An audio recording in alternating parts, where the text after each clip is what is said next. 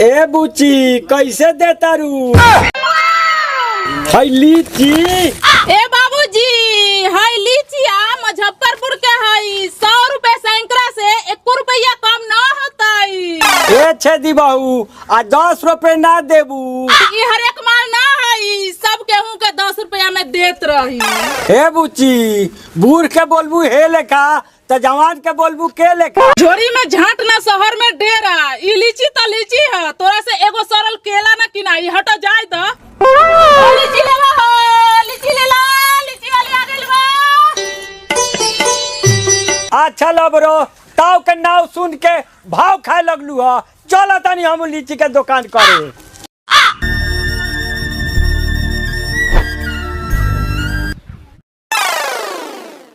रे साला टोपिया आंट के ना हमर झाट बैठावत रे, आके हमरे छोची पकड़। अरे बाप रे बाप, इस साला बोर भाइयों के कहता कि जाके हम छोची पकड़। ओ बेसरवा के ना छोड़म, जान से मार देम। करे साला तोरा का बुझल हो? हम पप के छोची पकड़ेला कहनी है। ताजा ताजा लीची रसदार बरुए, भौजी के गरम बाजार बरुए। लीची लेवा लोगन हो, लीची लेवा, लीची ले हम लोगनी, लीची ले हम। ए देवाजी लीची ले हम। में से 50 गो, ऊपर में से 50 गो, पूरा 1 सैकड़ा।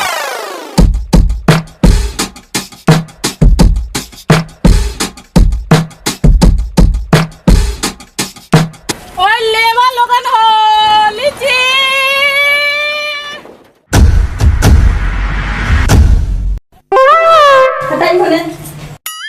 ये हमर रानी का बा परेशानी बताओ ना। कोई दिक्कत हुई तो दिल के बात बता दो। परेशानी कहत है, परेशानी तो बाकी हम भी जानत है। ये हमर मेहरारू बोलो का परेशानी बा? खाना पीना मिलते बा तो काहेला हमरा के तरपावत है? अरे वो परेशानी कहत है, लीची के सीजन बीत गल, एको बार वो लीची खेनी है हमरा के। जा साले मेहर मौग साले तही का मेहरारू है के खाली फेरा में रहा, माथा पिंडोक बा हम। तेला बेला हम चंगी पठानी बाज। ये लबारी अकेला कहां जाता रे? हम वो चलता लेदी कटवा दे बहु। हे चलता नहीं हम वो तोरा जोरे माल जाल करे जाता लोग, माल जाल चलो ना तोही का तेला बेला में हम हुए बानी। आज देखम का का करता लोग। ला लीची हो, अच्छा वाला लीची बा, सही लीची बा। लड़का खाई जवान हो जाई, बूढ़ा खाई मस्तान हो जाई। लोग सरवा सका सफेद अनाई विचार नहीं खे, नल का हंडीला तोड़ देता था और पानी के ना हम जूझ पियो लोग। लीची ले ला, लीची लीची ले ला, सही लीची बा ले ला। ए बउआ लीची ले बा। हाँ लेम। का हो मोबिल चा पैसा वैसा तो नहीं खे, उधार खियाइब।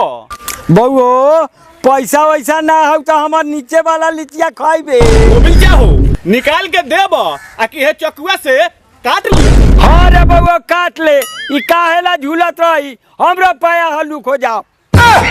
ए काका हम तोहर आड़ काटला ना कहनियो, तोहर पकिटवा काट लेम, बस सरौलार पर धान जाते चल जाइबो। बड़ा दम के लइका बारे रे। एगो तो मोबिल काका कहता रे या सरवो कहता रे। मोबिल चा दब के होकी चाहे सब के लीची खिया के खियाव ना तो रखा अपना गाड़ी में आ काल रखे साहेबगंज बाजारी में। ए जाना ले लिया बाजारी में, हम कहाँ जबरदस्ती ठूसा तानी तारा गाड़ी में। ए जा जा तोरा ऐसा लीची में बहुत आइले ना गइलन। गार्जत के बैठ गइल ना दबा के भरी तहर बाप।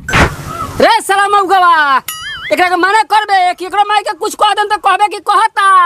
हमरा लारवा के कहता रो खोजले बार मोटकी भैंसी तो बोली ना ऐसी तैसी।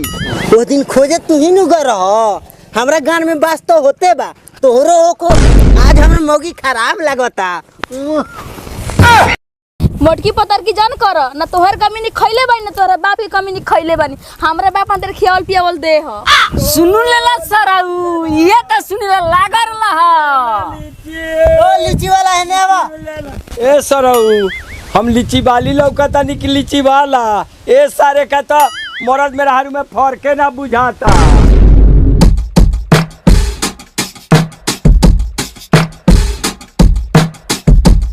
ए बउआ कितना लीची दी? कहो बाबू तो लीची खइहन ना, उनका मलजारी बाबा सिरू खर गइल बा। हम ये डूबे कत बानी स हो 13 रुपया में 13 गो लीची दे दो। 1.5 रुपये लीची पड़ल बा आ 13 रुपया में तारा 13 गो लीची चाहिए। नोक माऊ का चोक बता। ओ काका ज्यादा बीख मत पा दो, 50 गो लीची दो, एगो दो रनिया खियाइलावा गोली।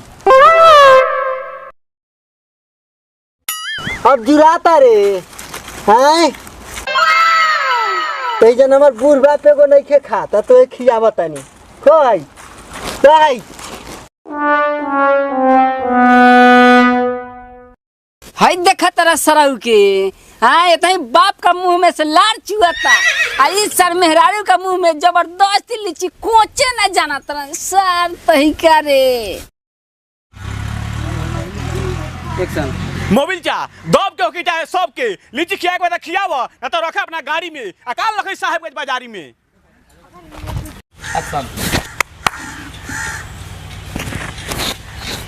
जा साले मेहर मौग साले तही का मेहरारू है के खाली फेरा में रहा माथा पिंडोक बा हमर। एक्शन। कहो बाबू तो लीची खइहन ना, उनका मलजारी बाबा सिरू खर गइल बा। हम ये डूबे कत बानी स हो 13 रुपया में 13 गो लीची दे दो। एक्शन। भैया हो भैया हम लेम नीचे से तू ले जा ऊपर से। हमके देखा था। एक्शन। मोबिल क्या हो निकाल के देब आ कि हे चकुआ से काट ली। एक्शन। देना दी नीचे में से 50 गो ऊपर में से 50 गो पूरा 1 सैकड़ा।